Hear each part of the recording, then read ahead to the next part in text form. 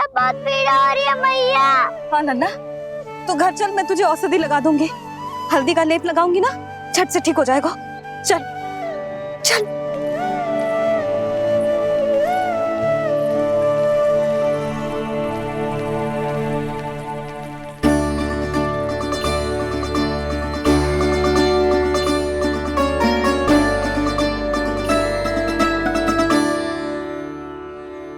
बस लल्ला बस, रो मत। चल चल चल, आजा।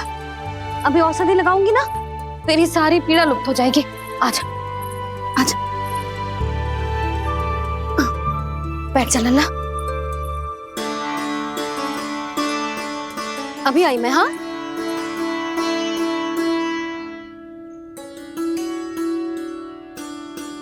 मैया। अरे तू अभी तक रो रो है? क्या कह रही थी सारी गोपियां? बता। के मेरा लल्ला श्री नारायण का अवतार है, दिव्य है, भगवान है। और जब भगवान इतनी छोटी सी चोट पे रोते हैं क्या? इतनी तो लगी भी ना है तुझे, जितना तो तू आ ऊ कर रो है।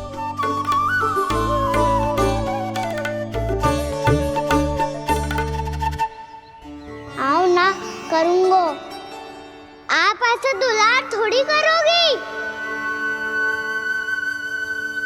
ओहो, वृंदावन का गौपालक जे इतनी छोटी सी चोट पे रोता है ना? गोप बालकों का मुखिया इतनी छोटी सी चोट पे रोता है? मेरा लल्ला तो सबसे शक्तिशाली है। जे इतनी छोटी सी चोट तो क्या, बड़े बड़े राक्षसों से भी ना घबराता है। हाँ, एक बार में सबको समाप्त कर देता है कि ना? हाँ मैया, यदि कोई राक्षस वृंदावन की ओर टेढ़ी दृष्टि करके आएगा तो सबसे पहले कान्हा को सुरक्षा में खड़ा पाएगा। फिर चाहे जो बाल बन के आए या बगुला बन के।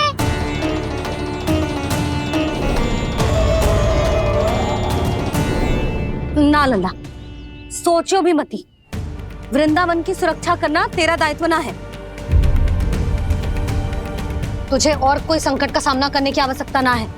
अभी तो मेरी पीड़िता का हरण कर रही थी, अचानक से क्या हो गया मैया को? कोई आवश्यकता ना है तुझे ऐसे संकटों का सामना करने की। आने दे आज तेरे बाबा को, सीधा सीधा बोल दूंगी। बहुत हो गए उनके तर्क वितर्क। मेरा फूल सा लल्ला वन में अकेले गौचारण के लिए ना जाएगो। आज बगुले ने निकल लियो, कल का और हो जाए तो? नारायण ना करे, कहीं कछु ऊंच नीच तुझे कछु हो जाए तो? मैं तो जीते जी मर जाऊंगी।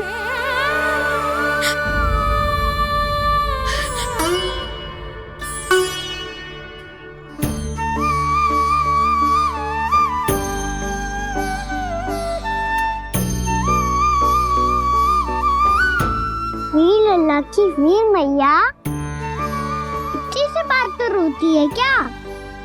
क्या करूं कान्हा, तुझे ऐसे बार बार संकट के मुंह में जाते हुए ना देख सकती मैं।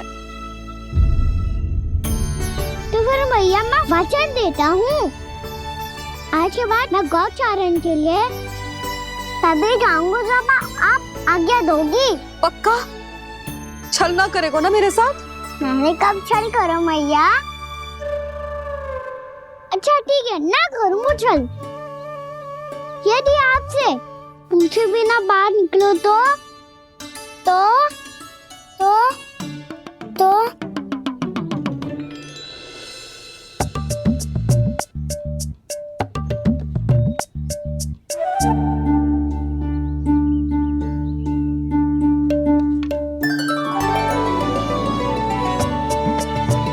ये रही आपकी छड़ी और ये रही मेरी पीठ।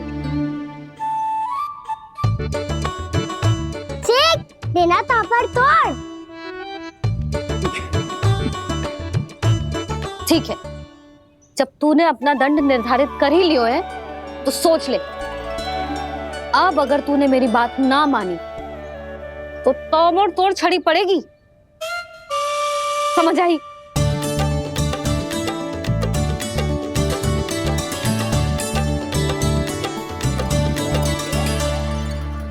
अच्छा ही है कि कान्हा कुछ दिन घर ही रहे। आज वन में जो हुआ है अवश्य कंस ने ही करवाए हुए वो सब।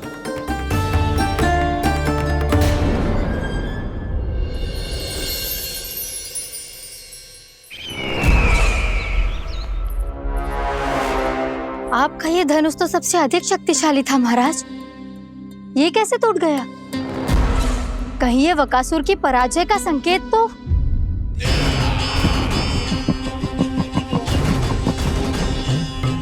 प्राप्ति, लगता है तुम्हें शुभ समाचार मिला नहीं।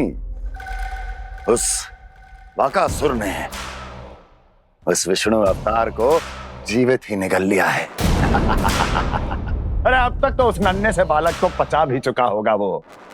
उसके तन में रक्त बनकर वो विष्णु अवतार और उसकी शक्तियां और रही होंगी। क्षमा कीजिए महाराज। क्षमा कीजिए, इस अशुभ से मुख से शुभ समाचार आने दो। माथे के बल को ढीला करो, चेहरे पर मुस्कान लाओ और कहो, महाराज, वृंदावन में मातम फैल चुका है। मैं ऐसा ही करता महाराज, यदि सूचना सत्य होती तो।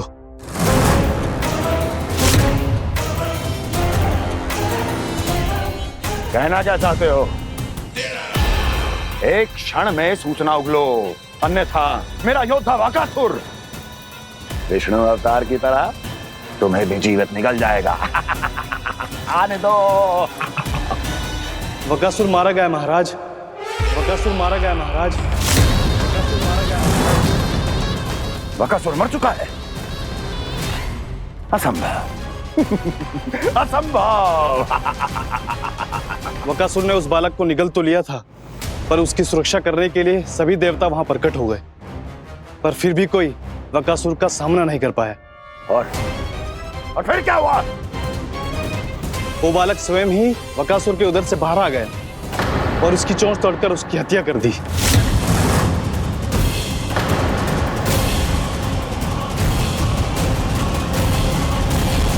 वन में बकासुर की चोंच टूट गई और यहाँ आपका ये धनुष।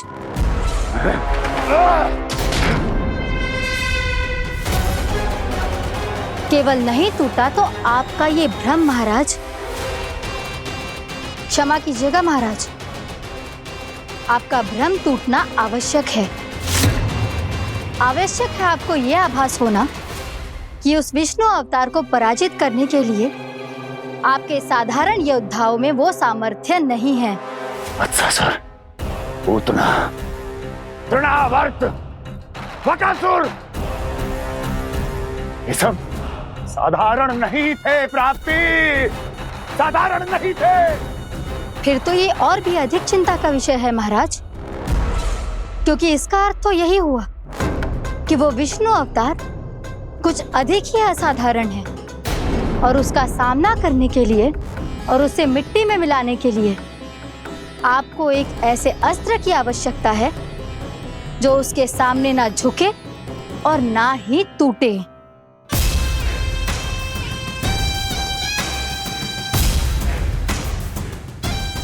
तो फिर मैं ऐसा ही असत्र ढूंढूंगा, चाहे आकाश पाताल एक क्यों ना करना पड़े मुझे, 10 दिशाएं 14 भुवन क्यों ना नापने पड़े मुझे। मैं उस असतर को अवश्य ढूंढ निकालूंगा जो उस विष्णु अवतार के प्राणों की डोरी इस धनुष की तरह तोड़ सके।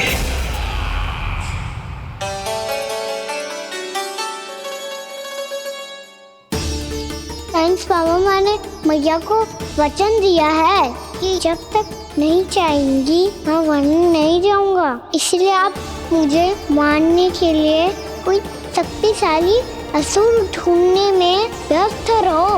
कुछ दिन तब तक मैं व्यस्त रहूंगा। अपनी मैया की सेवा करने में।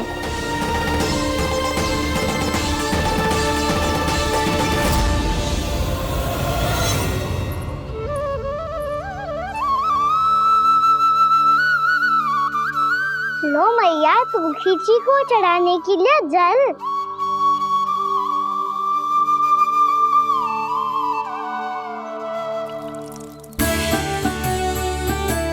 लो मैया, और आटा।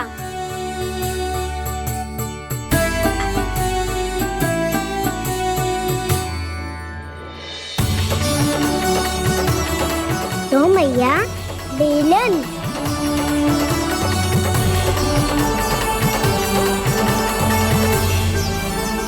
ले तनिक खा ले। ओ मैया, भूख ना लगी है। बिना भूख के खाने से क्या लाभ? और तेरा जब पेट तो कह रहा है कि उसे भोजन चाहिए। और लाभ कैसे ना है लल्ला? भोजन का लाभ है ना, तन को पोषण मिलेगो, स्वास्थ्य बनेगो, जो तेरी भुजाओं में शक्ति आ जाएगी, ताऊ के जैसी, ताऊ से भी अधिक। तेरे जे केस भी लंबे हो जाएंगे। सच्ची मैया? सच्ची। माप के देख लियो नित्य दिन। तनिक खा।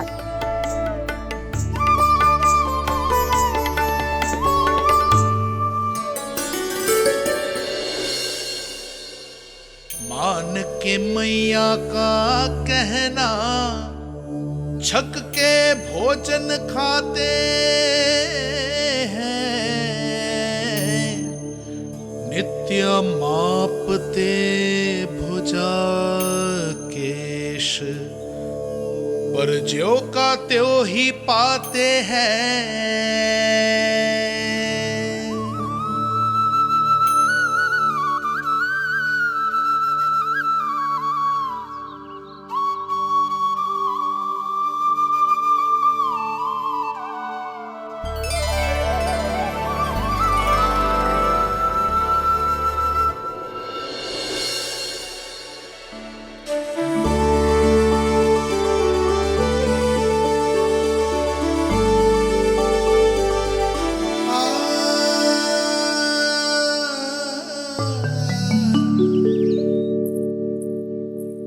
ले लल्ला, फल खा ले।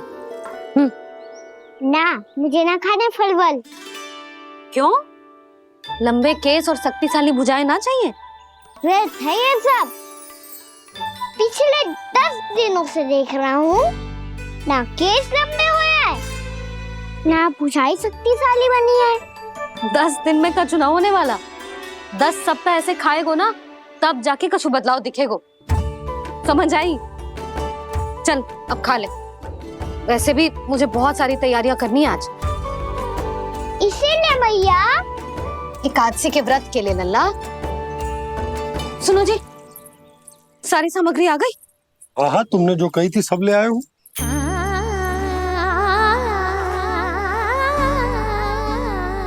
इसमें नारियल तो है ही ना, उसके बिना मैं एकादशी की पूजा कैसे करूंगी?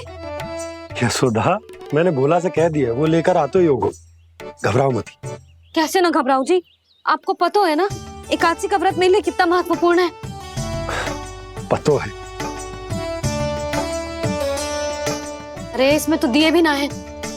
दिए ना है? अब मैं अभी लेकर आता हूँ। आप रहने दो, मैं ही लेके आती हूँ। भक्त भोला राम के यहाँ से है? भक्त भोला राम? मेरा अर्थ है कुमार भोला यहाँ के यहाँ से। हाँ हाँ, वो ही।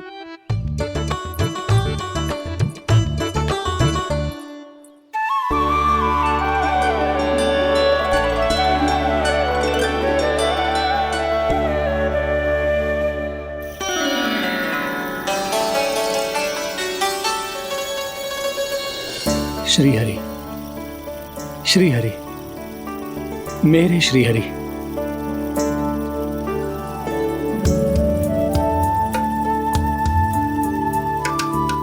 मेरे श्री हरि। भोला राम, मेरी मटकी तैयार है? मेरे श्री हरि। मेरे श्री हरि।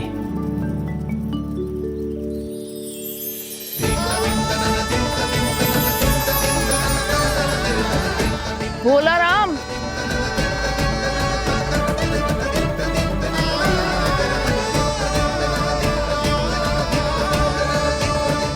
भोला काका, ओ भोला काका।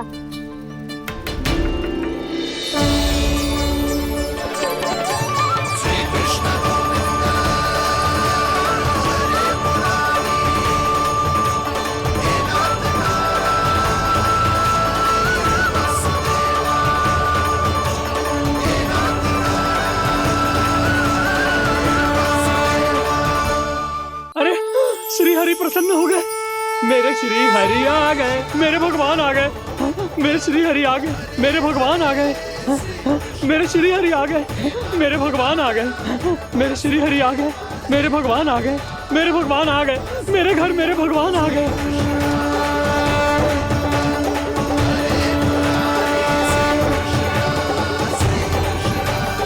मेरे घर आ गए, मेरे श्री हरि आ गए, हाँ मेरे श्री हरि आ गए। ये तो बावले थे ही, अब बालकन को भी साथ में मिला लिए। उज्जवल क्या कर रहा है? अरे ठहर जा भोला।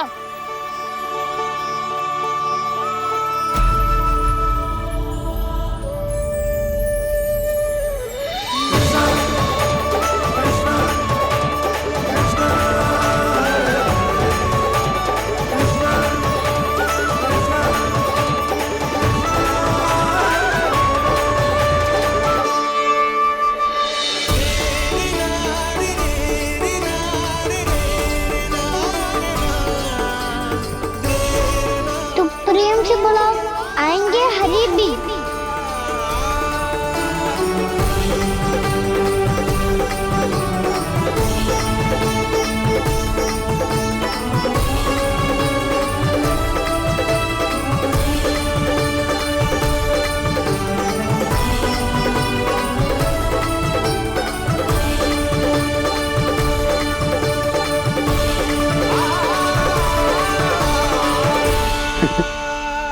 क्या वो गाना? किसकी धुन में झूम रहा तू? निर्मल निशा भक्ति की धुन में।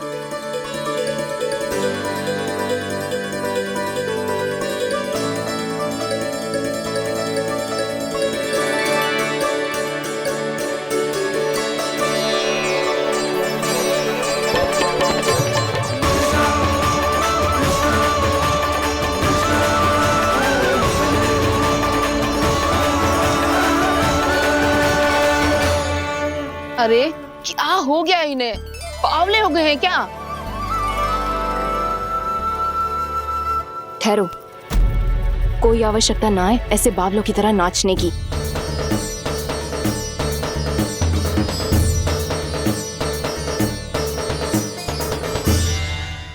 जे बावले ना है मौसी, भक्ति में रम गए हैं।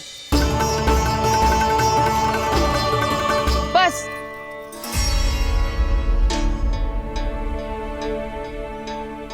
हम सब कब से खड़े हैं यहाँ, पर तुम्हें कुछ ध्यान ही ना है।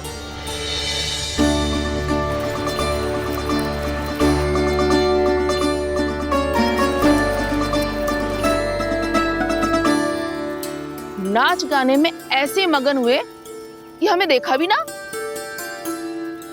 मुझे नाचते हुए देख मेरे श्री हरि को इतना आनंद आ रहा था कि मैं अपने आप को रोक नहीं सका। और वैसे भी मेरे जन्म का एकमात्र उद्देश्य है श्री हरि की सेवा करना, श्री हरि को प्रसन्न करना। तुम बावले हो भोला राम, या हमें बावला बना रहे हो? श्री हरि और तुम्हें देख रहे हैं।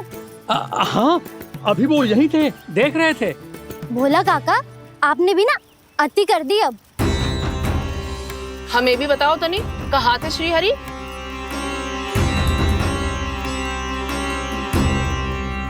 ना जाने अपना उपहास करवाने में क्या आनंद आता है इन्हें। देखो, अब तुम सच मानो या झूठ, लेकिन हमरे श्री हरि यहीं थे, इसी चाक पर अभी। हाँ, लो सुन लो इस मूर्ख की बात। श्री हरि को और कोई स्थान ना मिलो जो इसके मिट्टी के चाक पे आकर बैठेंगे। श्री हरि को और कोई स्थान ना मिलो जो इसके मिट्टी के चाक पे आकर बैठेंगे। श्री हरि को और कोई स्थान ना मिलो जो इसके मिट्टी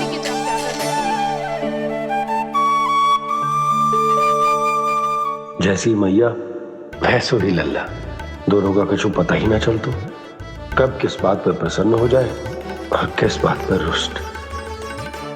अरे मैं भला असत्य क्यों बोलूंगा? अभी अभी यही थे श्रीहरि। हाँ,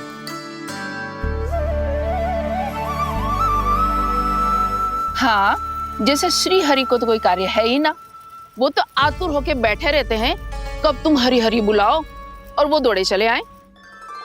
भगवान तो भक्तों के पास आने के लिए सदैव आतुर रहते हैं, बल्कि सत्य तो यह है कि भक्तों के मन में ही निवास करते हैं भगवान।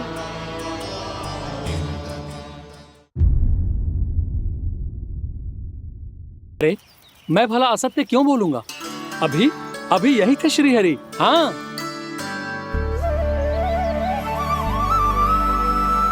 हाँ, जैसे श्री हरि को तो कोई कार्य है ही ना, वो तो आतुर होके बैठे रहते हैं कब तुम हरि हरि बुलाओ और वो दौड़े चले आए। भगवान तो भक्तों के पास आने के लिए सदैव आतुर रहते हैं, बल्कि सत्य तो यह है कि भक्तों के मन में ही निवास करते हैं भगवान। भगवान तो भक्त के पास आने के लिए सदैव ही आतुर रहते हैं शंकरी मौसी। बल्कि सच्ची बात तो ये है कि भगवान हमारे मन में ही निवास करते हैं।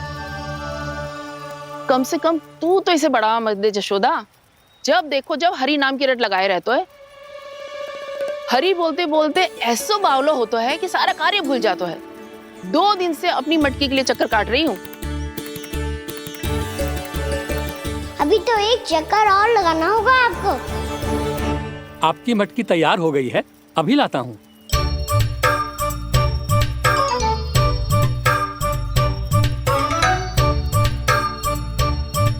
लो जी मटकी।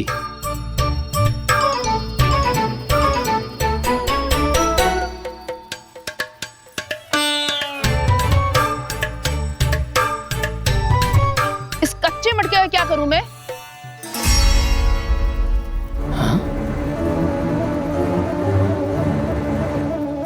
पर इसे तो मैंने भट्टी में पकाया था।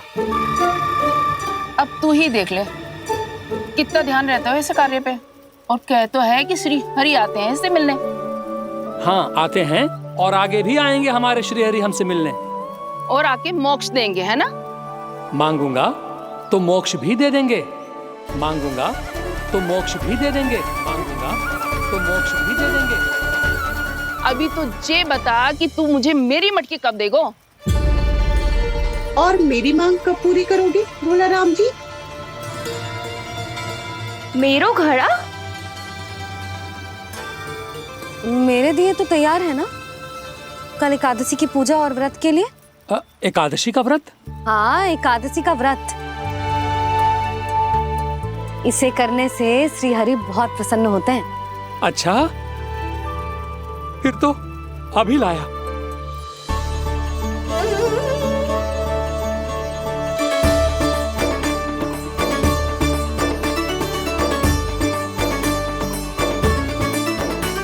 लो जी आपके दिए।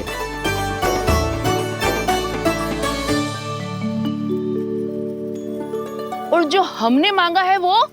बाकी सब शेष द्वादशी के दिन मिलेगा, क्योंकि कल मैं भी एकादशी का व्रत रखूंगा, क्योंकि कल मैं भी एकादशी का व्रत रखूंगा, क्योंकि कल मैं भी एकादशी का व्रत रखूंगा।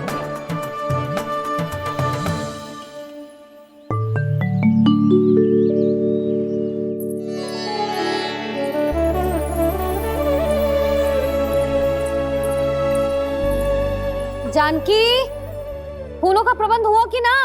हाँ भाभी, जे रे। सदैव विलंब कराती है। पर भाभी इस बार तो फूल समय से ही लाई थी। क्या हुआ जशोदा? अभी तो पूजा की तैयारी ना हुई? देखो ना मौसी, ये जानकी ना कुछ छूट ही जाता है इसके कारण। एकादशी की पूजा और व्रत आते ही जसोदा भाभी इतनी वग्र हो जाती है। ऐसो क्या होगा इस पूजा में?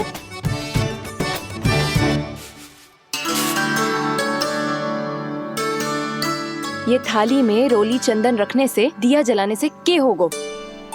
आपको पता भी है एकादशी का व्रत क्यों रखते हैं? क्या महत्व है इसका? लो, जे तो मैं जसोमती रानी से पूछना भूल ही गया।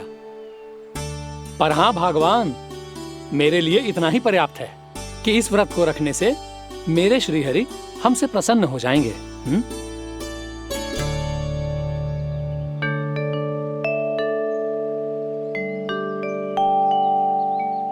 नारायण ही जाने ऐसे कैसे पूजा करते हैं जे श्री हरि की एक मूर्ति तक ना है इनके पास।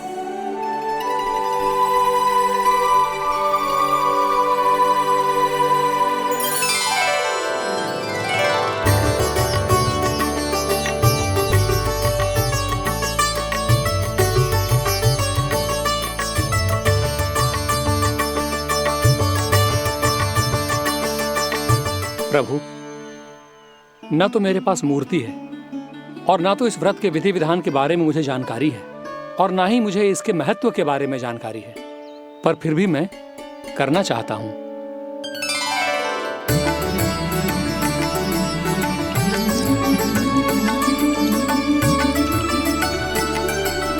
इसीलिए मैं दृढ़ संकल्प लेता हूं, पूरी निष्ठा के साथ, श्रद्धा के साथ और पूरी आस्था के साथ मैं इस व्रत को संपन्न करूंगा।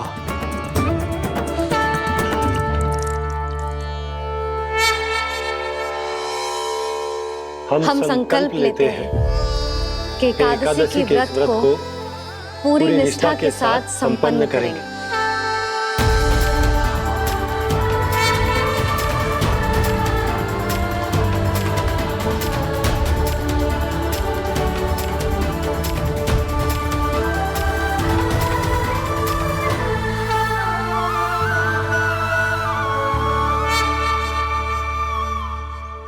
तुलसी जी के पत्ते तो हैं ही ना। श्री नारायण को तुलसी जी के पत्ते के बिना भोग ना चढ़तो है। जानकी, तुलसी के पत्ते कहाँ हैं? भाभी, मैं तो कब से यही पूछना चाह रही थी कि तुलसी के पत्ते लाऊं क्या, पर आप तो व्यस्त थी ना। तुझे कितनी बार समझाओ है ना, यदि तेरे कछु करने से किसी और की कोई हानि ना हो रही हो या किसी के अच्छे कार्य में सहायता हो रही हो तो मुझसे आज्ञा लेने की आवश्यकता ना है। समझ गई भाभी, आगे से जाना उनको ले, अभी लेकर आती हूँ।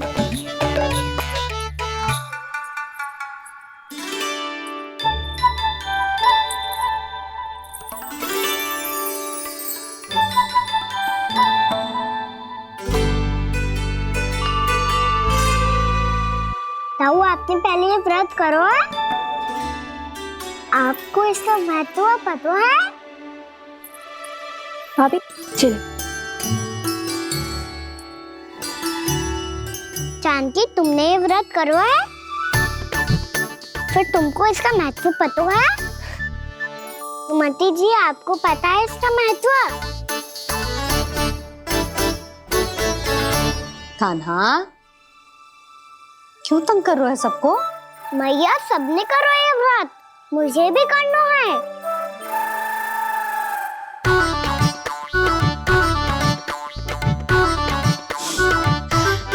ये व्रत केवल बड़ों के लिए होती है लल्ला। जब आप ये व्रत कर सकती हो, बाबा कर सकते हैं, ये सारी गोपियां कर सकते हैं, वो भी कर सकते हैं, तो मैं क्यों ना कर सकता? क्योंकि तू कल तक भूखा ना रह पाएगा लल्ला। जब भक्त रह सकते हैं, फिर मैं क्यों नहीं रह सकता? मेरा अर्थ है कि नारायण के भक्त मैया, मैया मान जाओ ना, मुझे करने दो ना ये व्रत। अपनी लल्ला पे आप विश्वास ना है आपको? विश्वास है। अच्छा ठीक है, तू भी कर ले।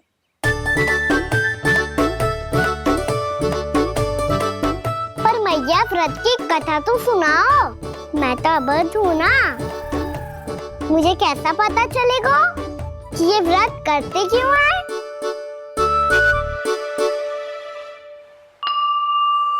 प्रभु, मुझ अबोध को कैसे पता चलेगा कि इस व्रत का क्या विधि विधान होता है?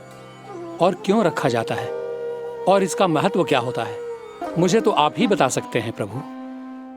जब व्रत कर रहे हैं तब उसका महत्व भी पता होना चाहिए ना। बताओ ना मैया, क्यों रखते एकादशी का व्रत? इसके लिए तो तुझे एकादशी की कथा सुननी होगी। सुनेगो ना?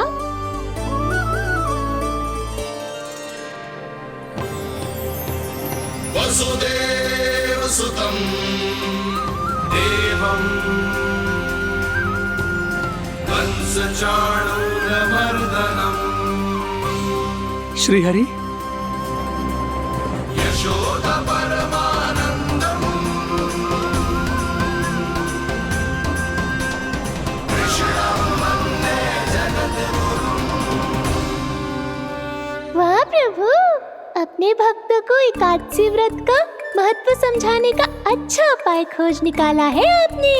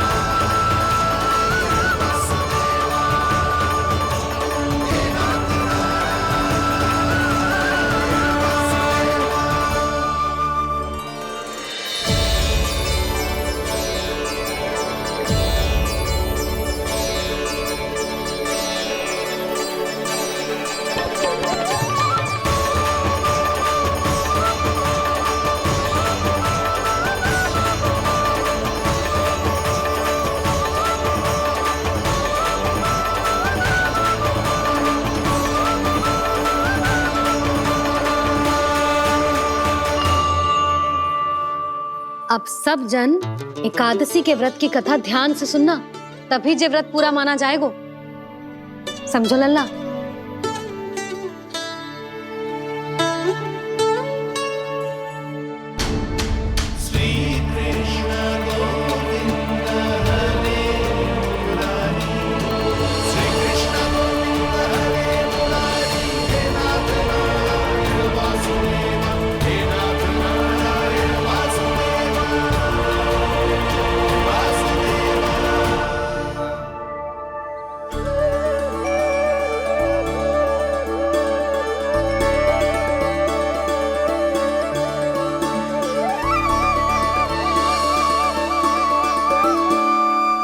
सतयुग में चंद्रावती नाम के नगर में मूरा नाम का एक असुर राज्य करता था।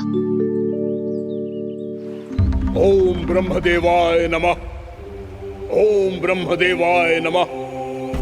ओम ब्रह्मदेवाय नमः। ओम ब्रह्मदेवाय नमः।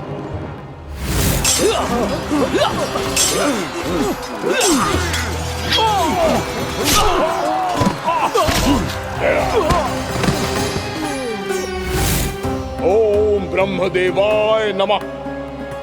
ओम ब्रह्मदेवाय नमः। जब उसने देवताओं के हाथों असुरों की पराजय देखी, तब वो वरदान पाने के उद्देश्य से ब्रह्मा जी की तपस्या करने चला गया।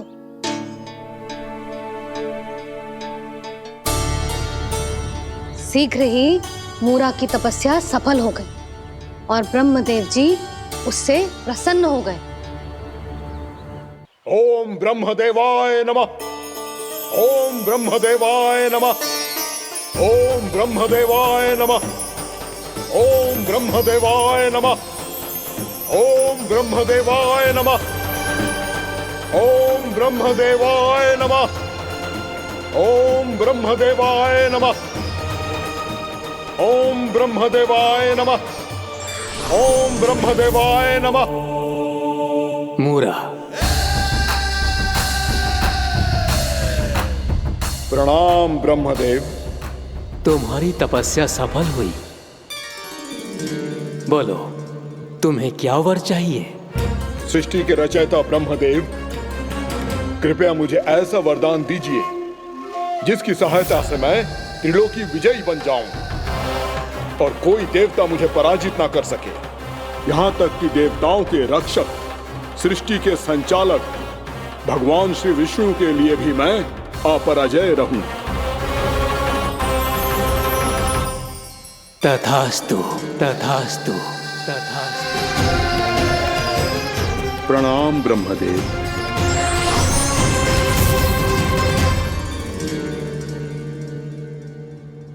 ऐसा वरदान पाकर मूरा बहुत अभिमानी होगा। यक्षों, किन्नरों, यहाँ तक कि देवताओं को भी युद्ध के लिए ललकारने लगो, पर किसी ने भी उसकी ललकार को स्वीकार ना करो, क्योंकि सभी उसकी शक्ति से बहुत भयभीत थे और उसके सामने युद्ध किए बिना ही अपनी पराजय स्वीकार करने लगे। और फिर दंभ में आके उसने स्वर्ग लोक पर भी आक्रमण कर दिया और देवराज इंद्र तक को चुनौती दे डाली।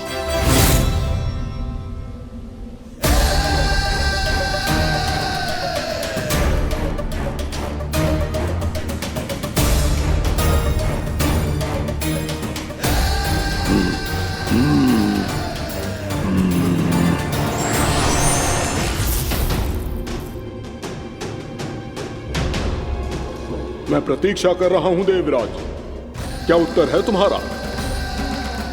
मुझसे युद्ध करोगे या फिर बिना लड़े ही पराजय स्वीकार कर मेरे अधीन हो जाओगे और सौंप दोगे मुझे अपना ये स्वर्ग लोक? सारी शक्ति तुम्हारे मुख में है या कुछ बाहुबल भी है तुम्हारे पास?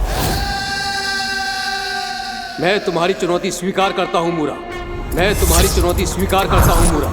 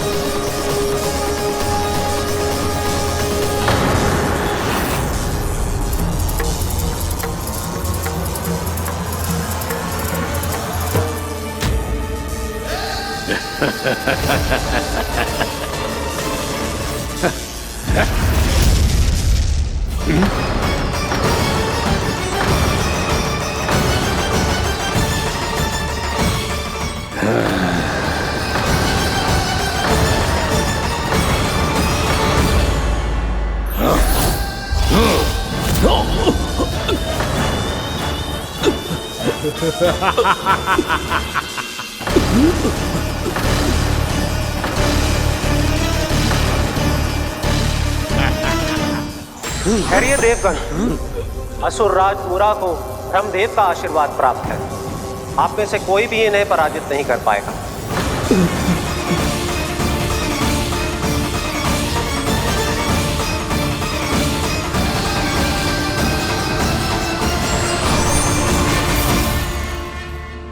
एक अवसर और देता हूं देवराज, युद्ध या अधीनता, क्या उत्तर है तुम्हारा देवराज?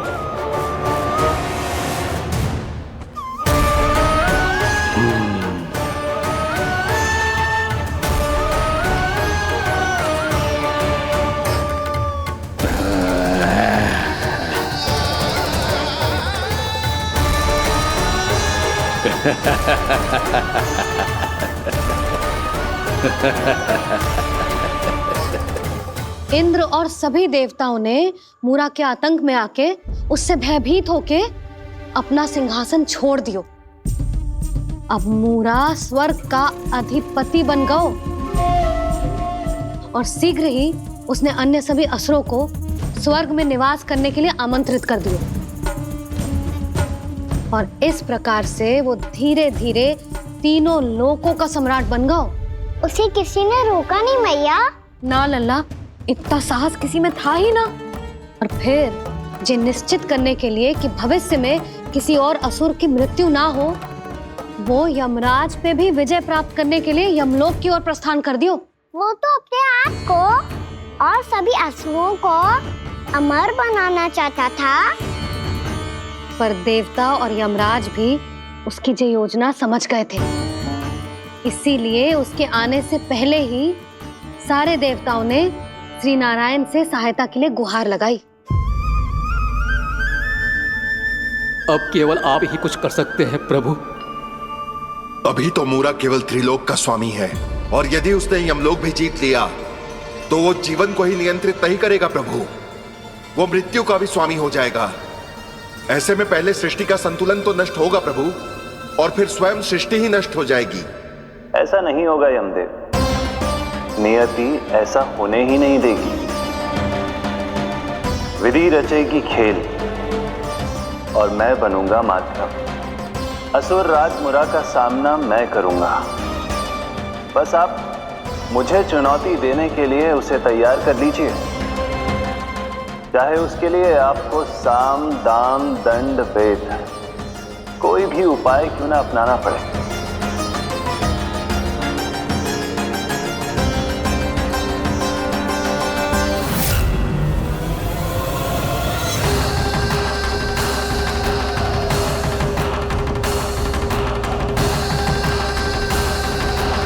आप तो मेरी प्रतीक्षा में पहले से ही खड़े हैं यमदेव, तब तो आपने मेरी चुनौती के बारे में भी सुना ही होगा।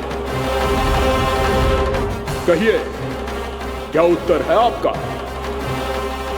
मेरा स्वागत करके अपना राज्य त्यागेंगे या मेरा सामना करके अपने प्राण? असुर राज मुरा का सामना मैं करूंगा। बस आप मुझे चुनौती देने के लिए उसे तैयार कर लीजिए, चाहे उसके लिए आपको साम दाम दंड भेद कोई भी उपाय क्यों ना अपनाना पड़े।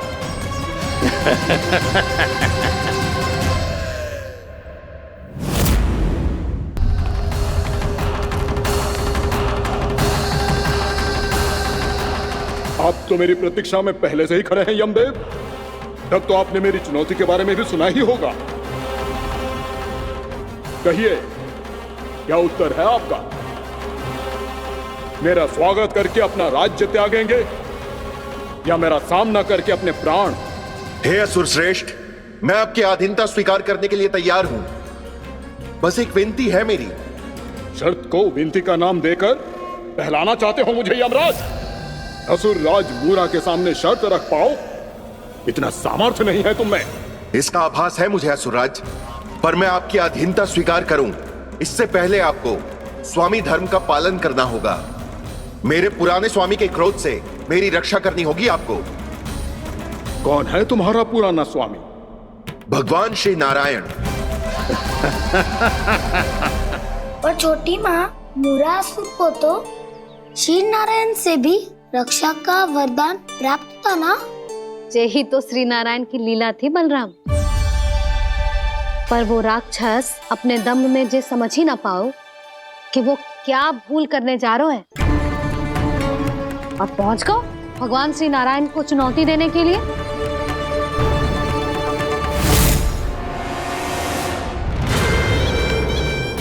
वही ठहर जाओ असुर राज मुरा।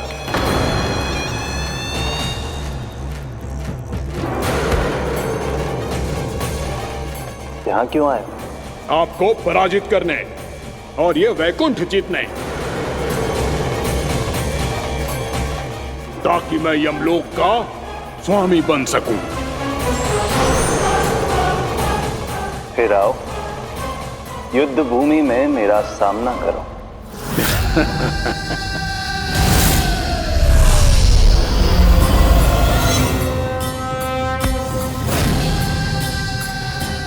ये नहीं जानते कि इनसे ना हारने का वरदान तो मैं पहले ही प्राप्त कर चुका हूं, इसलिए युद्ध ठीक से आरंभ हो पाए उससे पहले ही इन्हें जीत लूंगा मैं।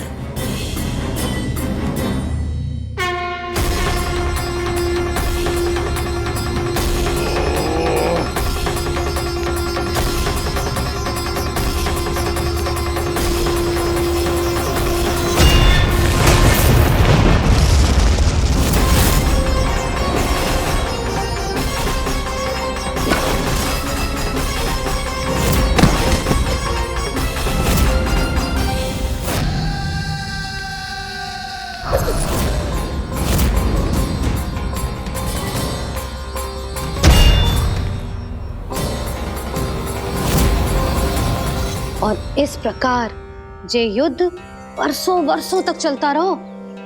दोनों योद्धा पूरे ब्रह्मांड में अनेक अस्त्रों शस्त्रों के साथ युद्ध करते रहे।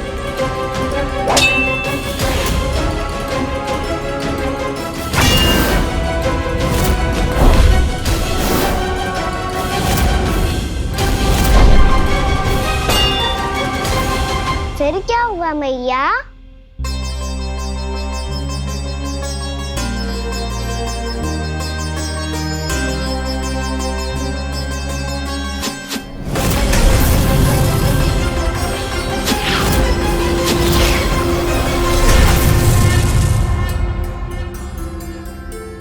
उस युद्ध को कभी समाप्त हुआ हो, पर कैसे? शीघ्र ही वो राक्षस थक गो लल्ला।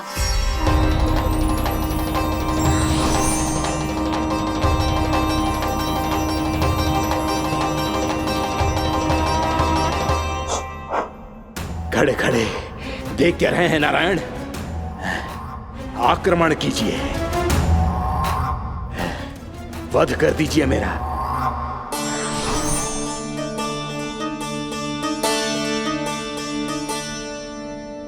मैं तुम्हारी वीरता से प्रभावित हूं, इसीलिए इतनी थकान की स्थिति में मैं तुम जैसे वीर पर आक्रमण नहीं करूंगा। जाओ विश्राम करो। यदि फिर से युद्ध करने की इच्छा हो तो तुम्हारा स्वागत होगा।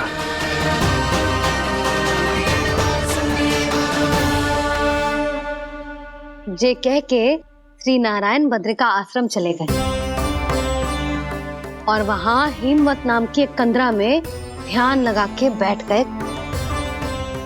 उधर वो राक्षस विश्राम करने लगो। अनेकों दिन बीत गए और अब वो राक्षस मूरा फिर से स्वस्थ होके बलवान हो गया था। उसने अपनी सारी शक्ति फिर से प्राप्त कर ली थी। श्री नारायण ने उस पर दया करी थी, पर वो फिर से श्री नारायण को छलने को तैयार होगा।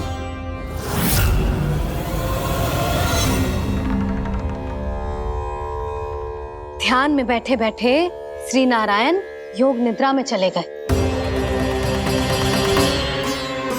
पर दुष्ट मूरा इसी अवसर का लाभ उठा के उनकी कंदरा में घुस आयो ताकि वो सोते हुए श्री नारायण पे आक्रमण कर सके।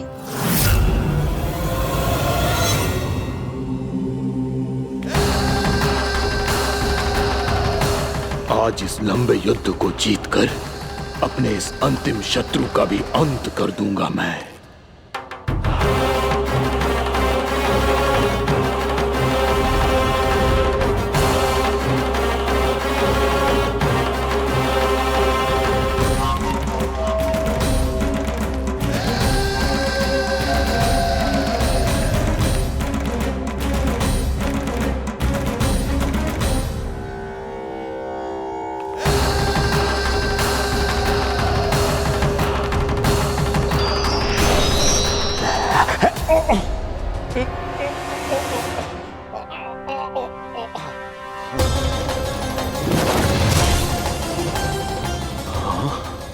दुष्ट राक्षस, प्रभु ने तुझ पर दया की, तुझे संभलने का अवसर दिया। तू इन्हीं पर ही छल से वार करने चला है।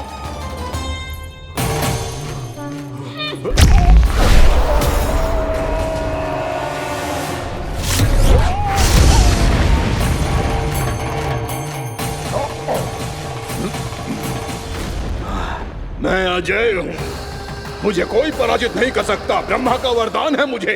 तूने नारायण से अपराजय होने का वरदान मांगा था मूर्ख। उनकी शक्ति से नहीं, ध्यान से देख। मैं तेरी मृत्यु हूँ, मृत्यु।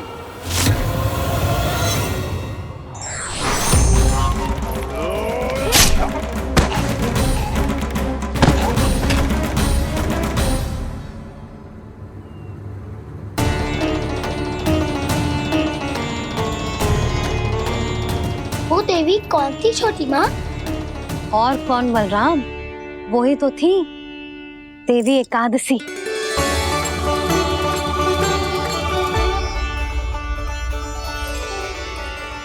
मुझे क्षमा कीजिए प्रभु, आपकी आज्ञा के बिना ही युद्ध करके आपके शत्रु को मृत्यु के घाट उतार दिया। क्षमा नहीं, आपकी तो प्रशंसा होनी चाहिए देवी।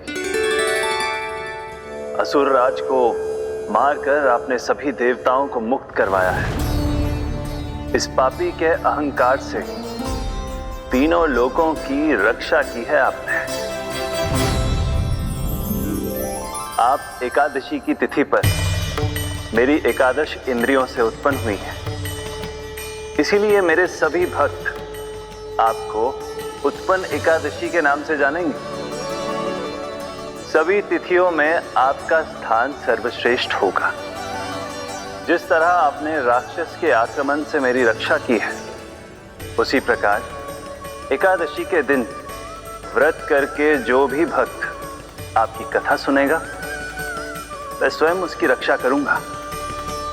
जो आपकी पूजा करेगा उसे मेरी विशेष कृपा प्राप्त होगी और उसके साथ साथ उसे मिलेगा धन, सिद्धि और मोक्ष।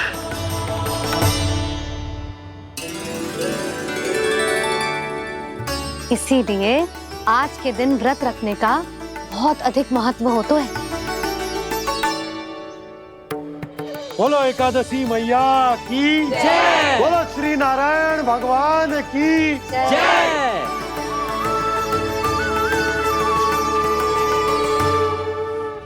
प्रभु की कृपा से एकादशी का महत्व भी पता चल गो और मेरा व्रत भी सफल हो गो।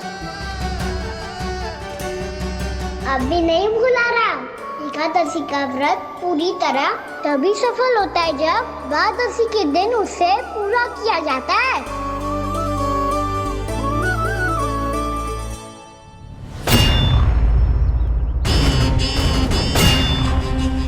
आवश्यक है आपको यह आभास होना कि उस विष्णु अवतार को पराजित करने के लिए आपके साधारण योद्धाओं में वो सामर्थ्य नहीं है।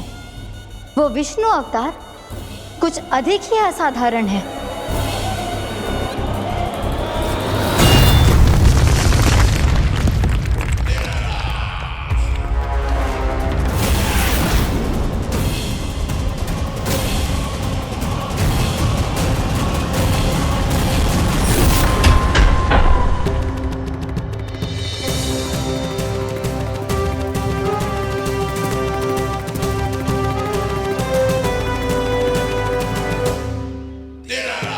अब मैं दिखाऊंगा उस विष्णु अवतार को असाधारण शत्रु क्या होता है।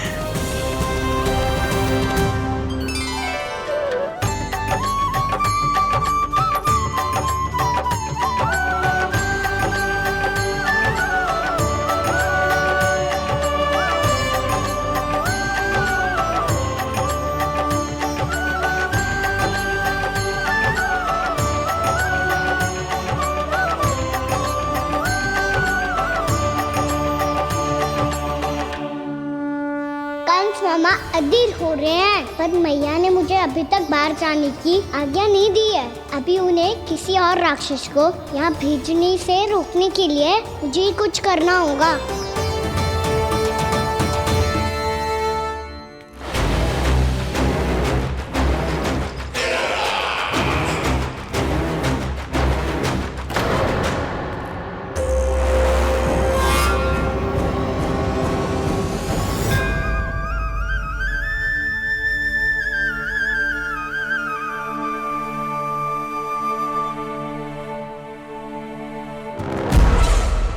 कौन हो तुम?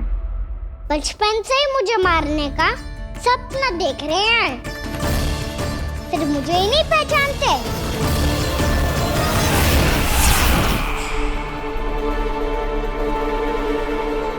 बचपन से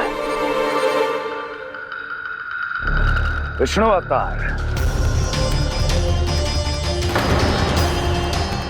कोई कान्हा बुलाता है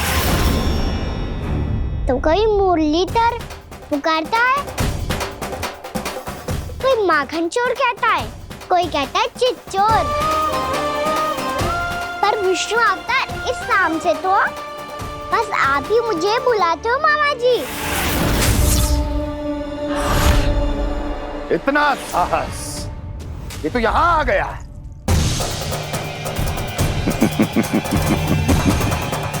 यहाँ आ तो गया तू विष्णु अवतार, किंतु यहाँ से जीवित नहीं जाएगा। तेरे इस शीश को तेरे धड़ से अलग कर दूंगा मैं।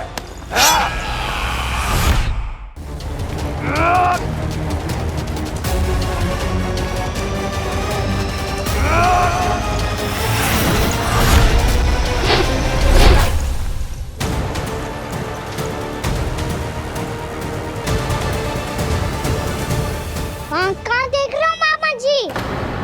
मैं तैयार हूँ।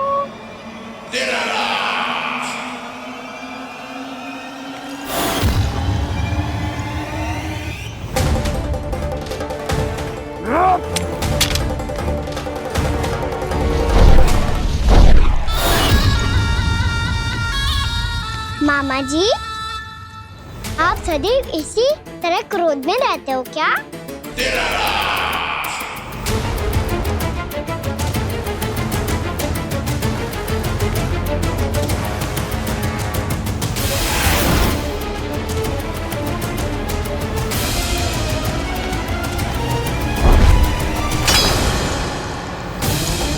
छोड़ छोड़ मेरी तलवार को।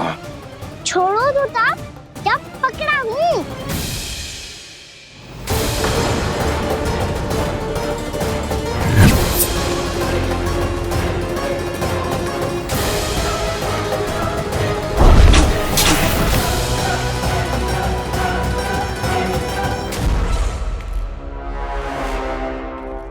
मामा जी,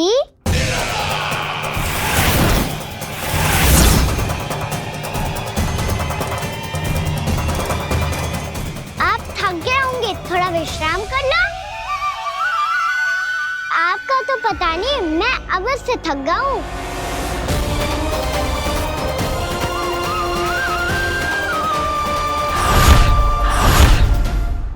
मेरे सिंहासन पर बैठने का तो साहस। अभी तो बस अभ्यास कर रहा था मामा जी। भविष्य में मुझे तो बैठना है यहाँ। आपने बल प्रयोग करके से अपने पिताजी से छीना था। मैं आज से छीन लूंगा। जो छल और बल से लिया जाए वो अधिक समय तक टिकता नहीं है मामा जी।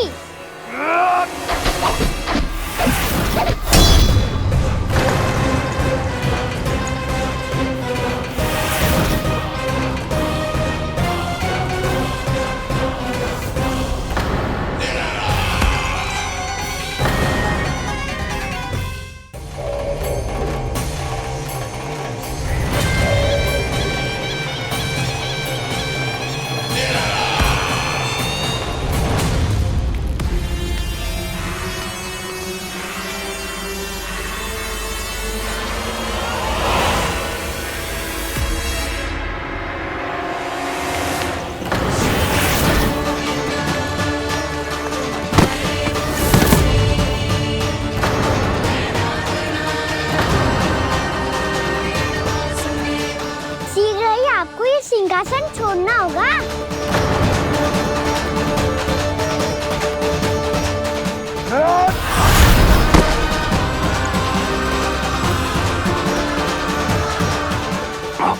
वो मेरा सिंहासन छीनना चाहता। वो आ रहा है, वो आ रहा है। सैनिकों, दुर्जन, बंद कर दो सभी द्वार और झरों के, सब के सब। इसकी हर संभावना पर इतना कड़ा पहरा बिठा दो कि ना तो कोई महल के भीतर आ सके, ना कोई बाहर जा सके। मुझे महल की चप्पे चप्पे की सूचना चाहिए। जाओ।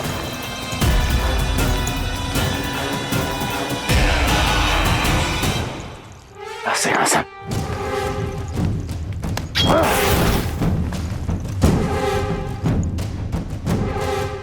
अब आ, दुष्ट मायावी, ए छलिया विष्णु अवतार, मैं कंस तेरी प्रतीक्षा कर रहा हूँ। देखता हूँ मेरे सिंहासन पर कैसे बैठता है तू। मुझे तो बस कुछ समय चाहिए था, वो मिल गया। अब करते रहिए आप प्रतीक्षा।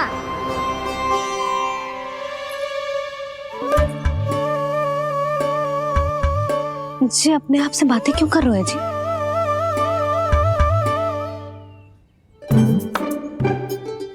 आप मुस्कुरा क्यों रहे हो? ना कछु ना। बताओ क्यों मुस्कुरा रहे हो? तुम ही पर गए अजय। जब तुम व्रत करती हो तो तुम भी ऐसा ही करती हो। इसी प्रकार भूख अधिक लगने पर अपना ध्यान भटकाने के लिए स्वयं से ही बड़बड़ाती रहती। होगा। आपको तो बस मेरा उपहास उड़ाने के लिए बहाना चाहिए।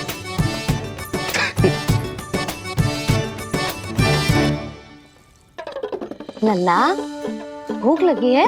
ना मैया, व्रत करे तो भूख कैसे लगेगी?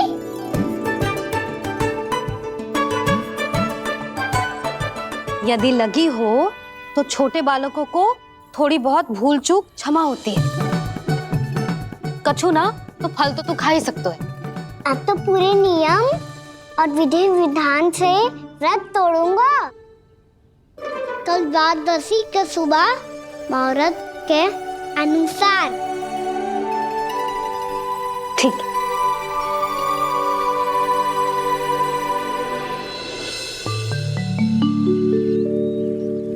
लल्ला, एकादशी समाप्त हो गई है, द्वादशी लग गई है। अब तू व्रत तोड़ सकते है। भोजन कर ले। ले।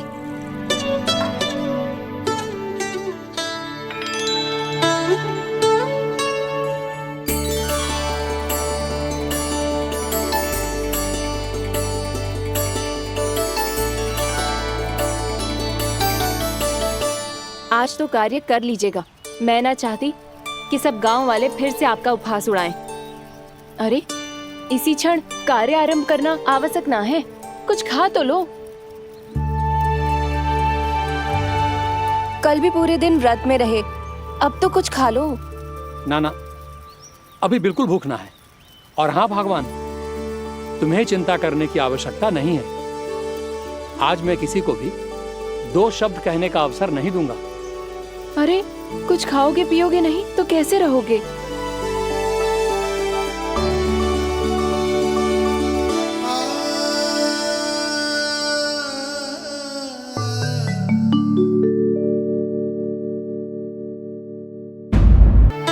हरि, मेरे हरि।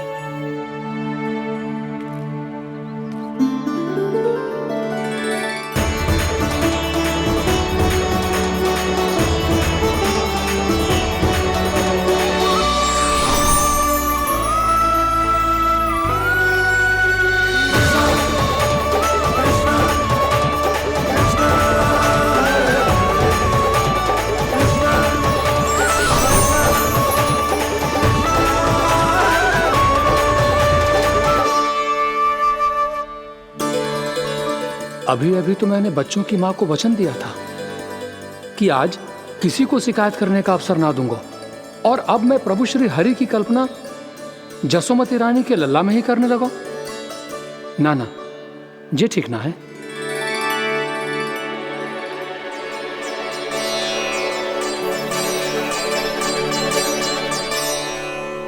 ठीक ही तो है, बिल्कुल सही पहचाना है आपने।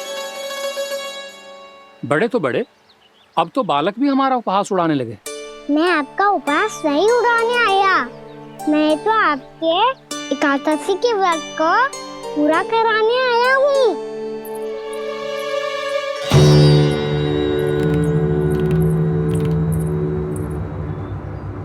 कान्हा,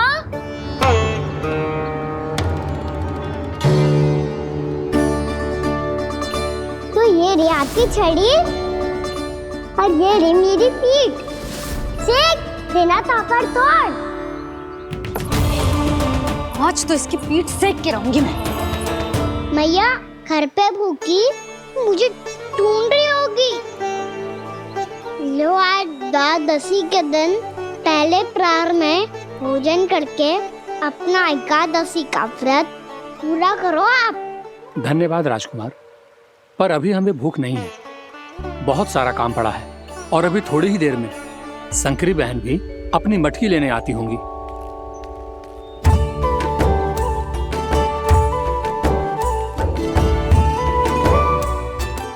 पर मैं आपका व्रत पूरा कराए बिना नहीं जा सकता। भला क्यों? भक्त भूखा रहे और भगवान खा ले, ऐसा हो सकता है भला?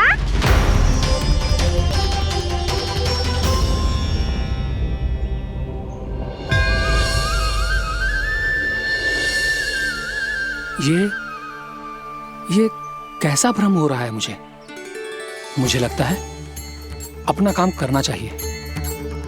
एकादशी के पहले प्रार में व्रत पूरा करना बहुत आवश्यक होता है, ना तो एकादशी का व्रत भी पूरा ना मानो जातो। इतनी सारी ज्ञान की बातें तुम्हें कैसे पता है लल्ला?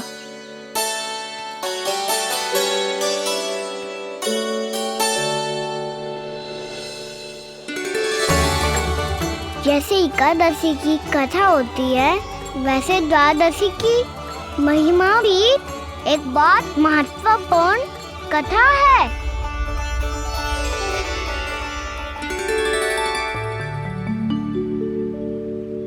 कैसी कथा? बिल्कुल सही समय पे आई हो आप, क्योंकि आपको ये कथा आपको अवश्य सुननी चाहिए।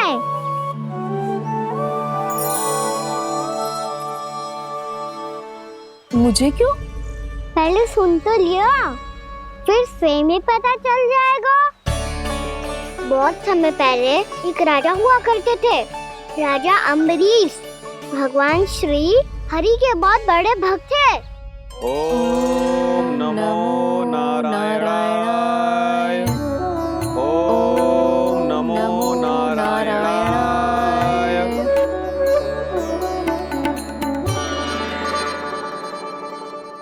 नेक पुण्य के काम करते थे वो। अपनी पत्नी के साथ हरि का नाम जपते रहते थे। उन्होंने 12 माह एकादशी का व्रत करो निर्जल पास किया, और जब उनकी 12वीं एकादशी का व्रत द्वादशी के दिन तोड़ने का समय हुआ, तभी महर्षि दुर्वासा अपनी 100 शिष्यों के साथ उनके महल में पधारे।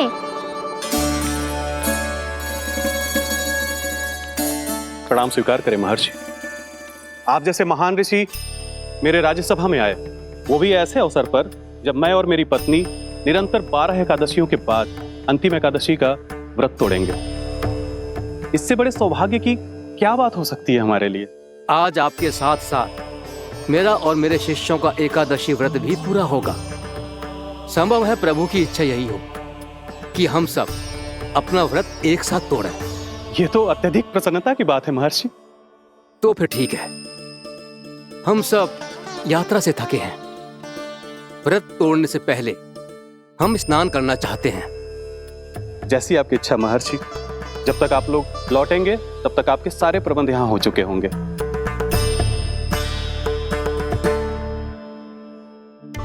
महर्षि दुर्वासा स्नान करने गए थे, पर उन्हें लौटने में विलंब हो रहा था, और इधर द्वादशी पर व्रत पूरा करने का मुहूर्त बीता जा रहा था। महाराज अम्बरीश बड़ी विरक्ति के साथ महर्षि दुर्वासा के लौटने की प्रतीक्षा कर रहे थे। महाराज, व्रत तोड़ने का मुहूर्त बीता जा रहा है, बस कुछ ही समय बचा है। महर्षि और उनके शिष्यों को लौटने में न जाने कितना समय लग जाएगा। मेरा सुझाव है कि आप मुहूर्त समाप्त होने से पहले व्रत अवश्य तोड़ लें। गुरुदेव, हमने महर्षि दुर्वासा को वचन दिया है कि जब तक वो लौटेंगे नहीं तब तक हम व्रत नहीं तोड़ेंगे। इसीलिए मैं उनके लौटने के बाद ही भोजन ग्रहण करूंगा। पर महाराज, मुहूर्त यदि बीत गया और समय रहते हुए नहीं आए तो महाराज आपका व्रत पूरा नहीं होगा। महाराज, आपको उसका फल नहीं मिलेगा। महाराज, 12 एकादशियों का व्रत व्यर्थ चला जाएगा। किंतु गुरुदेव, यदि मैंने भोजन कर लिया तो ये तो अतिथियों का अपमान होगा। आप उचित कह रहे हैं महाराज, भोजन के लिए उनकी प्रतीक्षा अवश्य कीजिए महाराज। पर मुहूर्त रहते हुए एक तुलसी का पत्ता और जल ग्रहण कर लीजिए। इससे आपका व्रत भी पूरा हो जाएगा और अतिथि का मान भी रह जाएगा। आपका सुझाव अच्छा है गुरुदेव।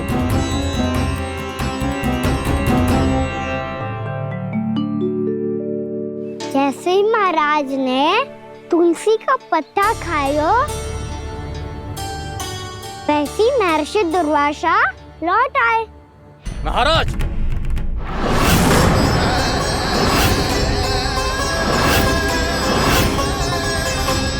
महाराज को उपास तोड़ते देखते बहुत क्रोधित हो गए।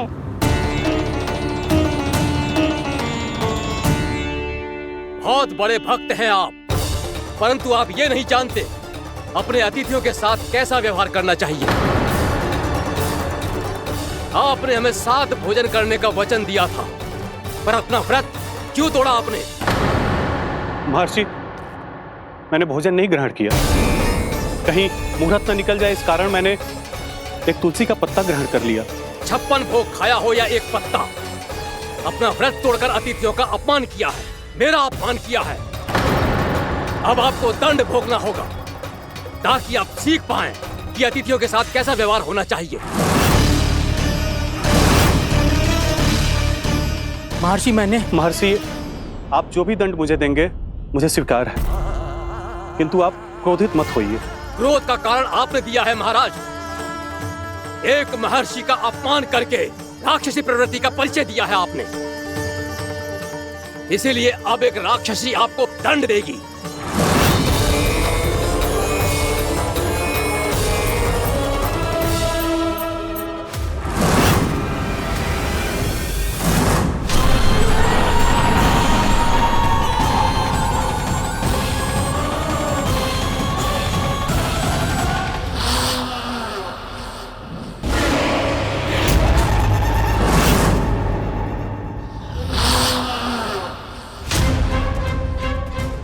हे प्रभु, यदि मैंने सच में महर्षि का अपमान करने की भूल की हो तो मैं उसका परिणाम भोगने के लिए प्रस्तुत हूं। ओम नमो नारायणाय, ओम नमो नारायणाय नमः। महर्षि दुर्वासा को यह आभास ही नहीं था कि महाराज अम्बरीश ने उनका अपमान नहीं किया था, फिर भी उसे अपमान मान के वो श्री नारायण के भक्त पे संदेह कर रहे थे। मैंने भी तो भोला राम की भक्ति पे संदेह किया था। हे नारायण, ये क्या पाप हो गया मुझसे?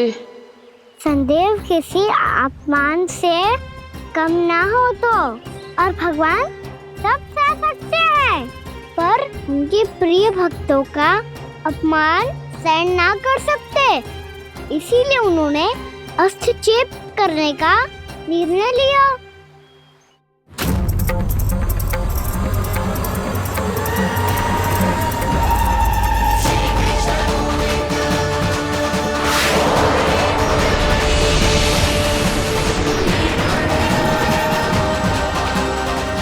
ओम नमो नारायणाय।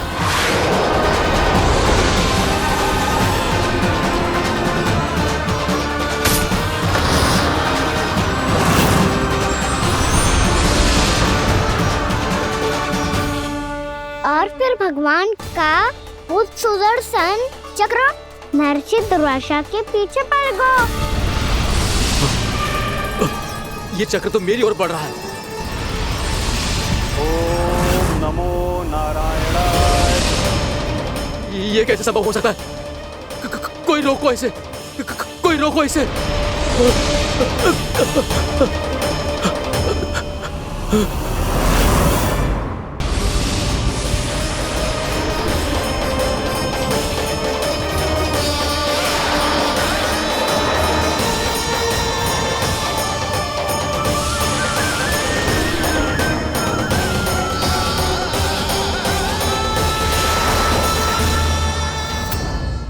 चक्र से अपने प्राण कैसे तैसे बचाते बचाते महर्षि दुर्वासा ब्रह्मलोक जा पहुँचे। ब्रह्मदेव, रक्षा कीजिए ब्रह्मदेव, सहायता कीजिए, मुझे बचाइए ब्रह्मदेव, रक्षा कीजिए। ये सुदर्शन चक्र मेरे प्राणों के पीछे पड़ गया है, मुझे बचाइए ब्रह्मदेव, मुझे बचाइए। महर्षि, मैं चाहकर भी आपकी सहायता नहीं कर सकता। ऐसी स्थिति में यदि कोई कुछ कर सकते हैं तो वो है सुदर्शन चक्र के स्वामी विष्णु, क्योंकि सृष्टि में केवल वही है जो इसे नियंत्रित कर सकते हैं। वो ही इसे वापस लौटने का आदेश देकर आपके प्राणों पर छाए हुए संकट को दूर कर सकते, किंतु हां, मैं सुदर्शन चक्र से इतना अवश्य कहूंगा कि जब तक आप विष्णु लोक में पहुंच नहीं जाते, वो आपको किसी भी प्रकार की हानि ना पहुंचाए। आपका बहुत बहुत धन्यवाद। आपकी सदा ही जय हो।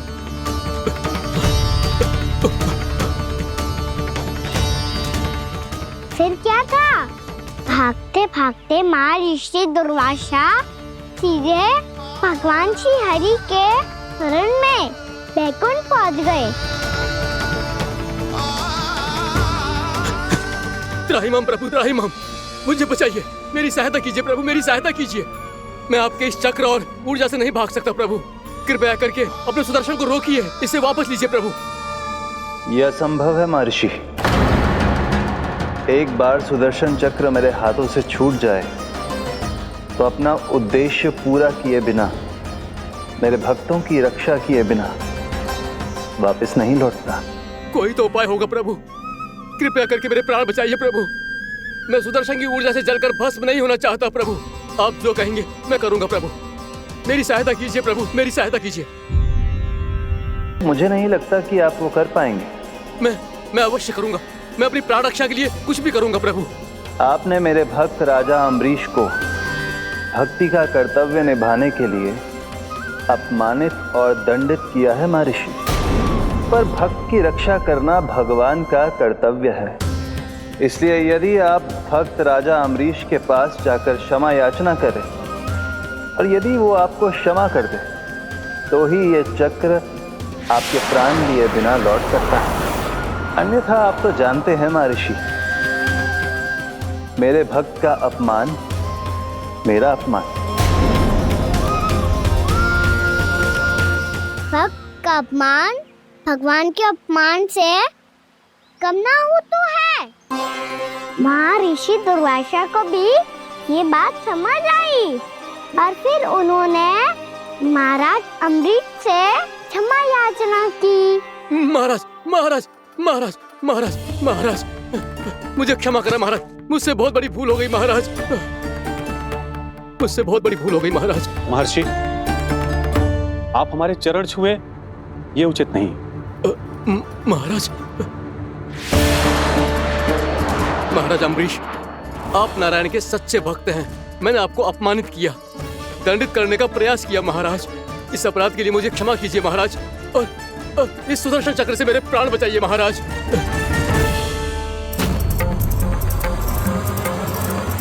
हे महान सुदर्शन, यदि महर्षि के लिए मेरे हृदय में अभी भी वही सम्मान और प्रेम हो जो इनके प्रथम आगमन पे था, तो कृपया आप अपने धाम वापस लौट जाइए।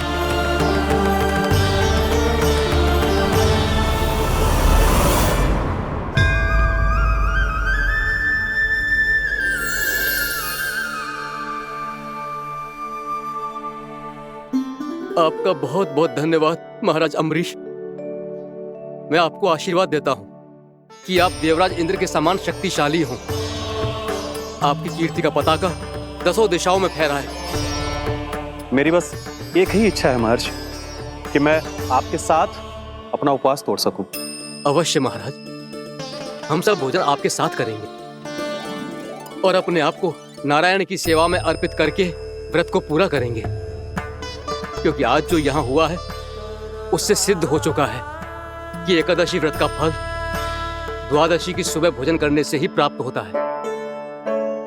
इस कथा से हमें पता चलता है कि सभी को द्वादशी के सुबह भर पेट भोजन करके एकादशी का व्रत पूरा करना चाहिए। और दूसरी बात, भगवान की सच्ची भक्ति अपमान कभी ना करना चाहिए। उनके साथ सदैव प्रेम से व्यवहार करना चाहिए। यही भगवान को सबसे अधिक प्रिय है। भैया भोला राम, मैंने भी श्री हरि पे तुम्हारे विश्वास का उपहास उड़ाया था, मुझे क्षमा कर दो। ना ना, आप क्षमा मांगकर मुझे लज्जित मत करो, आप तो मेरी बहन जैसी हैं। जब महर्षि दुर्वासा जैसे महान ऋषि को भी प्रभु के भक्त से क्षमा मांगनी पड़ी, तो मैं तो बहुत ही तुच्छ हूँ। मुझे आपकी किसी भी बात का बुरा ना लगा। पर पता है, प्रभु को कौन सी बात सब भूला रखता है? कौन सी बात? जब उनका भक्त भूखा रहे तब में भी अपना व्रत पूरा ना करे। और जैसा कि आप सभी ने अभी कथा से सीखो है, एकादशी के व्रत को द्वादशी की सुबह अवश्य पूरा करना चाहिए। अब आप जाओ अपना व्रत पूरा करो।